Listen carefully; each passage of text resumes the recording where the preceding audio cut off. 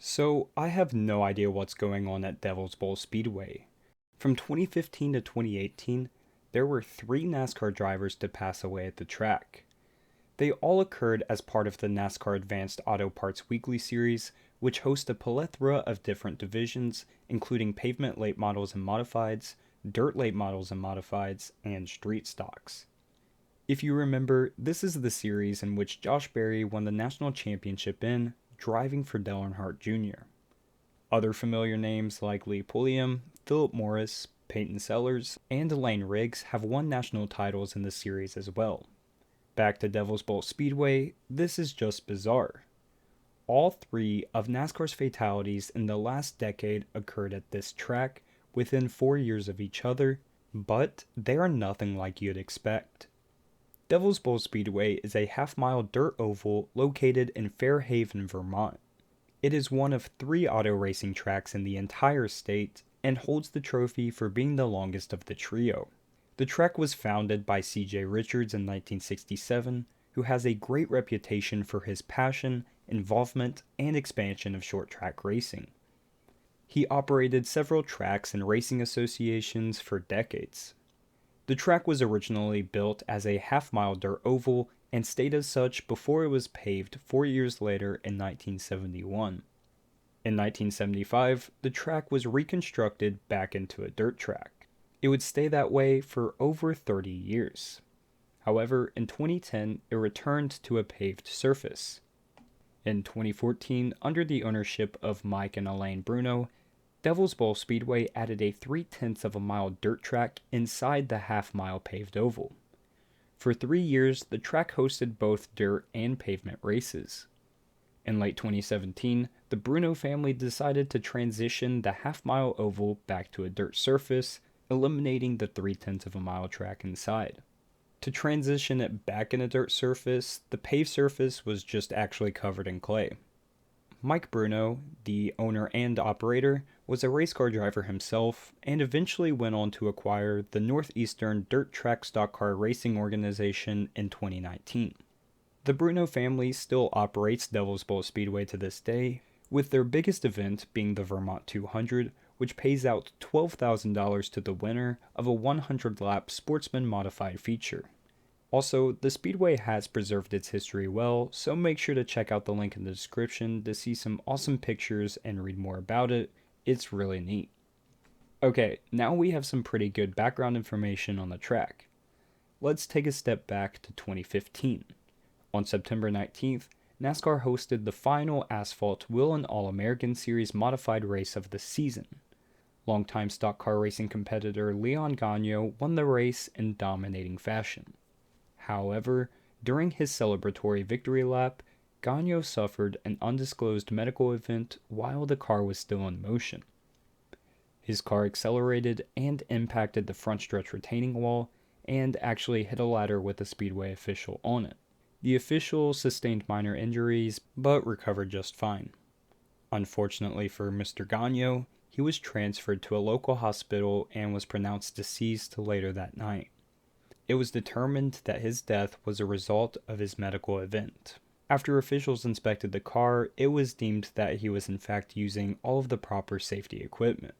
Gagno was a 63-year-old from New York and had raced for more than 40 years throughout the Northeast and Canada. The race marked his fifth victory at the track just that year. In 2013, just 2 years prior, he was presented with Devil's Bowl Speedway's highest honor, the John Bruno Award, which is given annually to someone who has made a significant contribution to short track racing during their lifetime. Now, on to 2016, just 1 year later. On July 3rd, NASCAR hosted a modified race on the 3/10 of a mile dirt track inside of the asphalt one.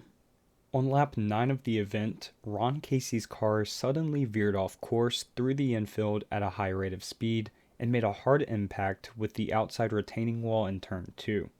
Casey suffered some sort of medical event that led to the crash. Reportedly, he hit the wall head-on at 75 miles per hour. Casey was also using proper safety equipment.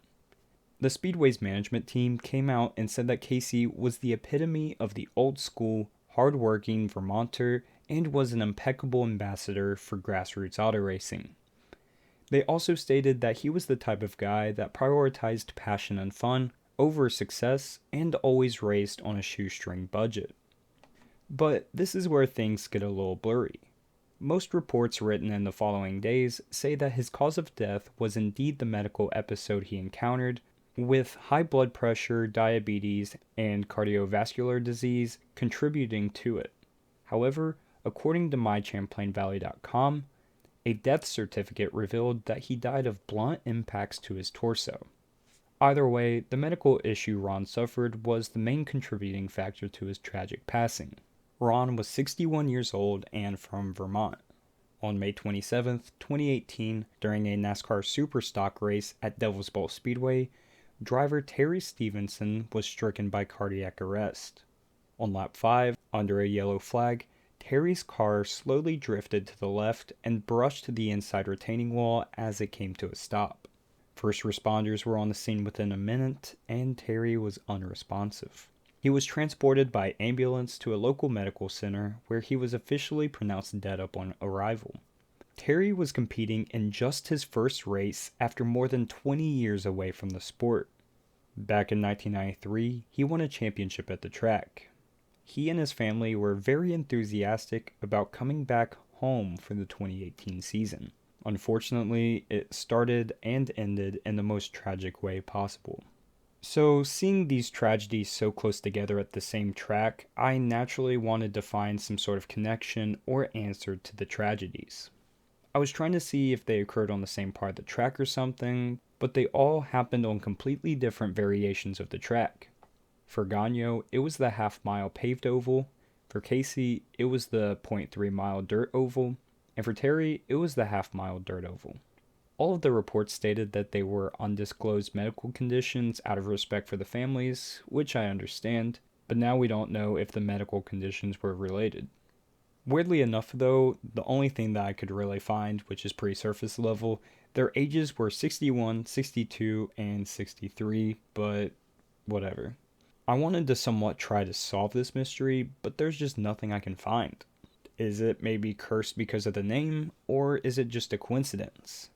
Since 2013, there have been 3 passings of drivers, and all of them were because of medical conditions at the same track. If we consider just the weekly series, the 2021 schedule consisted of 43 tracks. If we use that number, the chances of there being 3 passings and all of them happening at the same track is a 0.00125% chance, or 1 in 79,507. So I'll leave you all with the same question as I started with. What is going on at Devil's Bowl Speedway? As always, I try to make these videos as interesting as possible, but I do not want to overlook how sad these events were. These 3 men, Gagno, Casey, and Stevenson, were all husbands, fathers, and friends to other people, and I want to respect them for devoting their life, time, and money to the sport for our enjoyment. I will always try to maintain the idea that these videos are to tell stories of each driver and their respective legacies. These men will be missed. Rest in peace to all of them. Anyways guys, that's it for this video. I hope you did enjoy. If you want to see more videos like this, make sure to check out the rest of my channel or subscribe to my channel. If you did enjoy, make sure you leave a like and leave a comment down below. Also let me know what you'd like me to cover in the future. If you have any ideas or any specific topic, I'd be happy to look into them. Anyways guys, that's it for this video. I'll see you in the next one. Peace.